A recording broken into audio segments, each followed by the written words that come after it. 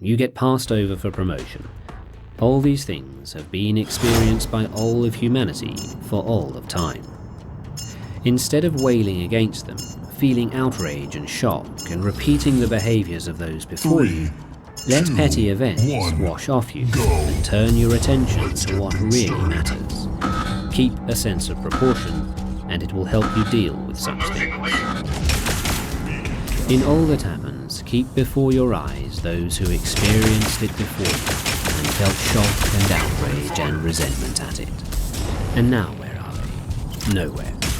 Is that what you want to be like? Instead of avoiding these distracting assaults, leaving the alarms in flight to others, and concentrating on what you can do with it all.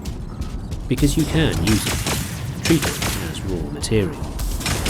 Just pay attention and resolve to live up to your own expectations in everything. And when faced with a choice, remember, our business is with things that really matter. Our business is with things that really matter. With that in mind, stay practical and deal with what's in front of you. Stop being aimless. Stop allowing yourself to be distracted. Maintain an unwavering commitment and focus once a decision has been made. If you seek tranquility, do fewer things better. Do everything as if it were the last thing you were doing in your life, and stop being aimless. Stop letting your emotions override what your mind tells you. Rid yourself of unnecessary thoughts and stop letting your emotions project into the future, fabricating worries for yourself. Master them and focus them on the present, on doing the thing that is in front of you as if it were your last. Wipe away the impress of imagination.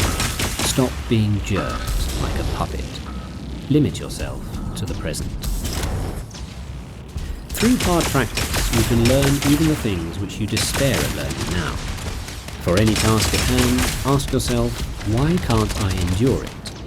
You'll be embarrassed to answer. Don't focus on any physical characteristics which you cannot change, and do not allow yourself to want or pursue what is impossible. Focus instead on the virtues that are in your power to bring forth: honesty, dignity, endurance, austerity, resignation, abstinence, patience, sincerity, moderation, seriousness, magnanimity. With that in mind, focus on doing what is right and be prepared to face resistance. If it is not right, do not do it. If it is not true, do not say it. Say nothing untrue, do nothing unjust, and do not be concerned with whether people recognize you for doing so. If you choose to do a kind act, don't do it in expectation of a future reward. The acts themselves are their own rewards and what lead to a good life. You have 2 minutes remaining. True delight and stillness is to move from one unselfish action to the next.